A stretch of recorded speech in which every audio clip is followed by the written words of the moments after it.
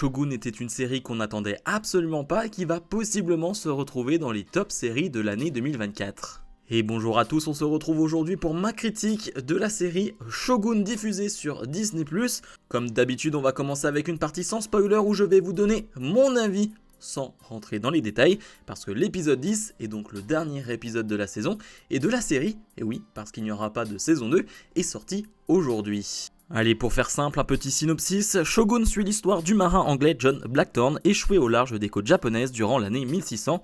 Fait prisonnier, il gagne pourtant la confiance de Toranaga, un seigneur en guerre avec des chefs de clans rivaux pour assurer la régence du shogunat. Alors ça c'est vraiment le début, vraiment.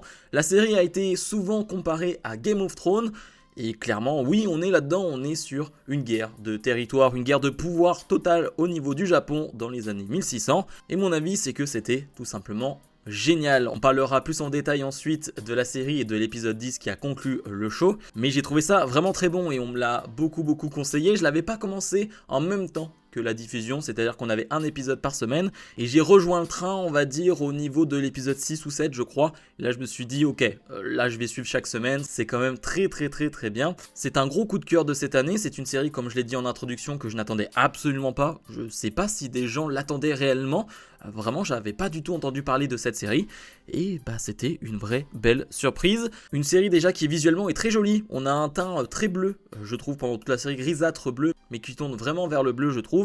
Et les FX, les effets spéciaux sont globalement très bons. Dit globalement parce qu'il y a certains fonds verts qui sont vraiment pas très beaux, mais c'est très peu visible et il y en a très rarement.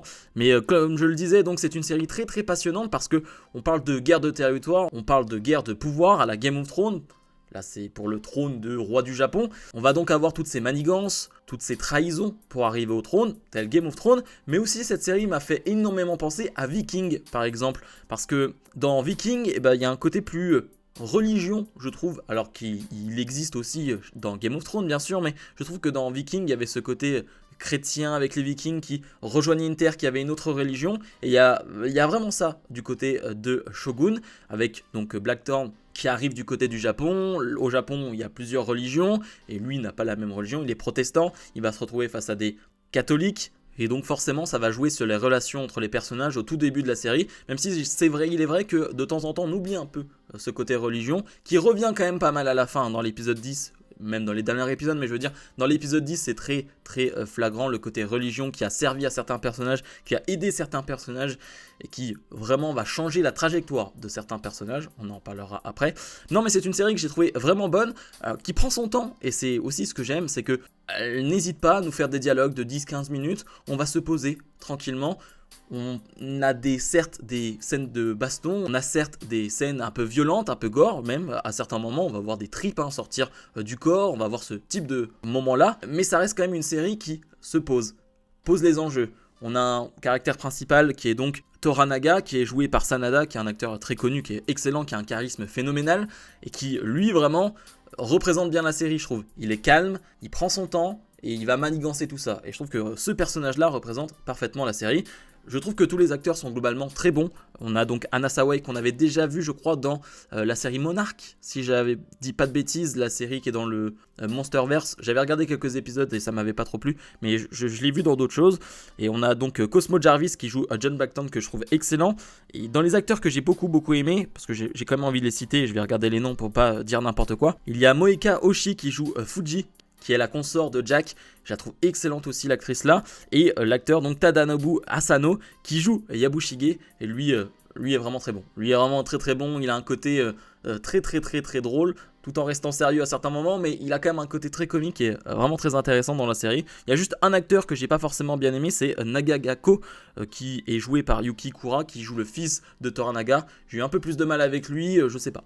Vraiment, j'ai pas connecté avec lui, je l'ai trouvé pas vraiment très bon. Mais bref, ça c'était pour rentrer dans les détails des acteurs. J'aime bien faire ça, parce qu'il faut quand même le dire quand les acteurs sont excellents, et c'est globalement le cas dans cette série. Si vous ne l'avez pas vu, arrêtez-vous là et allez voir cette série. Vraiment, je vous la conseille totalement. Et si vous l'avez vu, on va rentrer maintenant plus dans les détails avec des spoilers.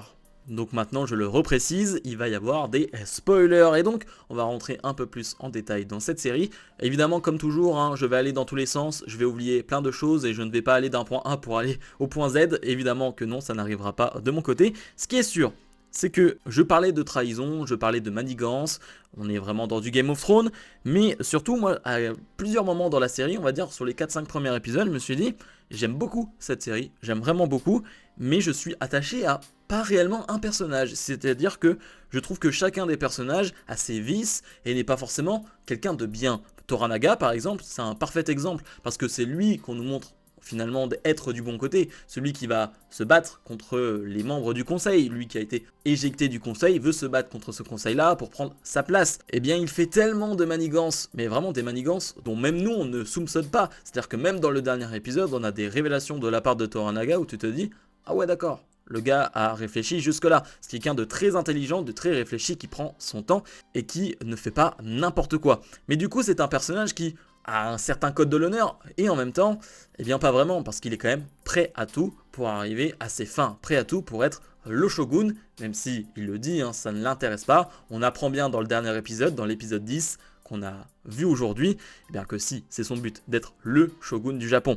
Mais ce qui est intéressant donc, c'est qu'à ce moment-là, dans les 4-5 premiers épisodes, je vois des bons persos, même John, c'est un excellent personnage de A à Z, et je trouve très bon, à la fin je l'apprécie John.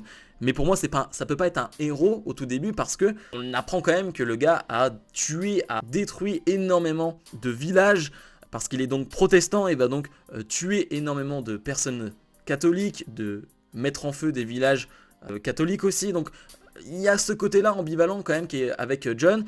Après, tu l'oublies quand même assez rapidement parce que ça reste un bon personnage qui a une certaine droiture tout au long de la série et qui ne change pas d'avis tous les jours, et tu vois bien que ça reste un homme bon. Par contre, au fur et à mesure des épisodes, il y a un personnage évidemment qui sort du lot, et encore plus avec l'épisode 9 bien sûr, mais même c'était assez clair par rapport au dernier épisode, c'est Mariko. Mariko qui est clairement la MVP de cette série, qui est clairement la héroïne de cette série. Elle qui, je parlais de droiture, je parlais de personnages qui n'allaient pas changer de camp ou quoi que ce soit. Elle c'est le cas, elle est droite de A à Z.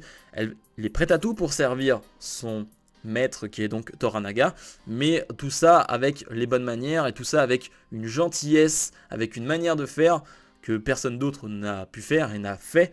Vraiment c'est un personnage exceptionnel, et l'actrice, j'en ai parlé tout à l'heure, mais Anna Sawai est vraiment exceptionnelle. Je ne serais pas étonné qu'elle gagne certains prix cette année par rapport à ses performances, parce qu'elle a vraiment été excellente jusqu'à l'épisode 9 où donc il y a toute cette tragédie qui arrive et que tu sens arriver, où elle va essayer de quitter le château à Osaka, mais on lui en empêche et du coup elle va se battre contre les gardes. Elle va finalement dire qu'elle va mettre fin à ses jours, mais ça ne va pas arriver ensuite. Elle va se faire attaquer la nuit. La nuit, c'est un gros bordel pas possible. Elle arrive à se retrouver avec John et finalement elle va se sacrifier et elle va tout simplement exploser. Vraiment, il y a une bombe qui explose, elle est devant la porte et boum.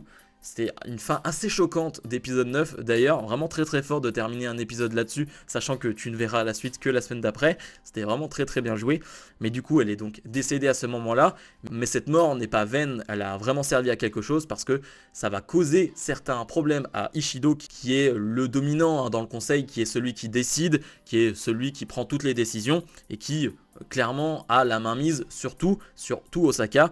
Et finalement ça va se retourner contre lui. On va le voir avec une projection dans le futur de la part de Toranaga qui nous explique comment tout ça va se passer suite à la mort de Mariko. Les chrétiens dans le monde vont peut-être pas être trop aux côtés d'Ishido après ce qui s'est passé, vu que Mariko était chrétienne, et surtout on a la mère de l'héritier, et donc Oshiba qui était assez proche de Mariko à une époque, qui ne l'est plus, et qui là finalement au dernier moment, avec ce qui s'est passé, avec les différentes conversations qu'elle a pu avoir quand même avec Mariko, eh bien elle va se retourner contre Ishido, et c'est ce qu'on voit dans la projection du futur. Et je parlais de moments qui n'étaient pas forcément très beaux en termes d'effets spéciaux. Là dans le dernier épisode, là on voit cette projection du futur de la part de Toranaga, on voit les différentes armées, les 5 armées. C'est vraiment pas très beau, hein, vraiment pas très beau visuellement. Là, il n'y a pas eu d'effort à ce niveau-là, mais je leur en veux pas, hein, c'est vraiment 20 secondes. Mais d'ailleurs, pour revenir sur le rythme du dernier épisode, ce qui est intéressant, c'est que on va être donc sur un épisode où on va être dans le deuil. On va être dans le deuil de Mariko, on va être dans le deuil pour Fuji aussi, avec son mari et son fils, qui sont morts bien bientôt dans la série, hein, je crois l'épisode 1 d'ailleurs, ils sont tués à l'épisode 1.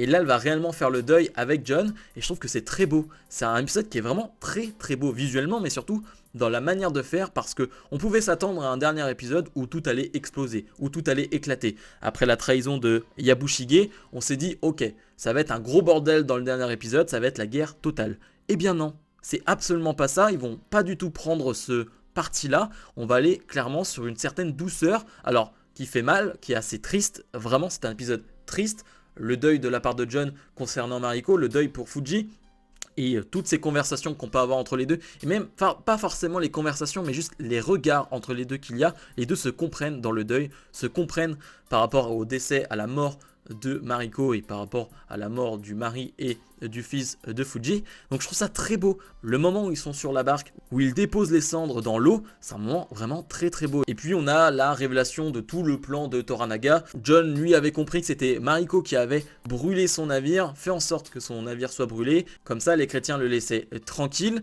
Alors qu'en fait tout ça a été manigancé par Toranaga, hein. Tout ça c'est Toranaga depuis le début. Le bateau a été brûlé certes, mais il voulait faire en sorte que John ne meurt pas parce qu'il le voulait à ses côtés. Et il le dit en plus d'une manière, et je sais pas trop comment le prendre à ce moment-là, il le dit, je le garde à mes côtés, pourquoi?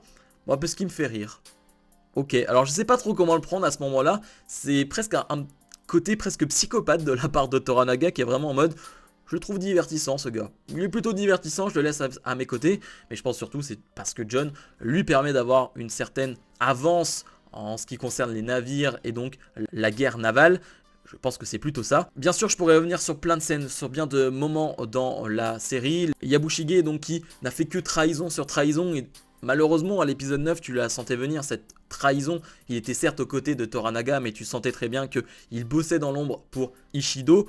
Ou en tout cas, qu'à un moment donné, il allait se retourner aux côtés de Ishido. Et c'est ce qu'il a fait. Et Yabushige qui va donc mourir dans cet épisode. Et il y a la conversation donc avec Toranaga, c'est là où il révèle tout son plan. Et c'était vraiment très très bien. Donc ouais, franchement, bien sûr, là j'ai oublié plein de moments, vous le savez très bien, comme d'hab. Mais c'est une série que je vous conseille. Bon, je pense que là, vous l'avez vu, hein, si vous êtes en partie spoiler, c'est une série que vous avez vue. Mais c'est une vraie bonne surprise de cette année, c'est une vraie bonne série. Presque triste qu'il n'y ait pas de saison 2. Et en même temps, je me dis, si ton histoire tient une saison, eh bien elle tient une saison. Et si t'as pas besoin de faire une saison 2, eh ben tu ne fais pas de saison 2. Et j'ai envie de dire, bah, certains devraient s'en inspirer. Alors c'est plus facile à dire qu'à faire. Je pense que l'argent compte beaucoup là-dedans. Et si cette série fonctionne énormément, peut-être qu'il y aura des discussions pour une saison 2. Même s'ils n'ont pas du tout prévu de faire une saison 2. C'est pas du tout dans les plans, hein, ça doit se finir là-dessus. Mais moi j'aime cette beauté de se dire, ok, on avait prévu une saison, et bien on termine sur une saison et point. Moi j'aime bien. On verra bien où ça nous mène, mais en tout cas, c'est une vraie bonne surprise de cette année, une vraie bonne série que je vous conseille et que, voilà, j'espère que vous avez aimé de votre côté. Comme d'habitude, n'hésitez pas à me dire ce que vous en avez pensé en commentaire de cette vidéo, bien sûr. Mettez le pouce vers le haut, abonnez-vous, et nous on se retrouve prochainement pour d'autres vidéos. Salut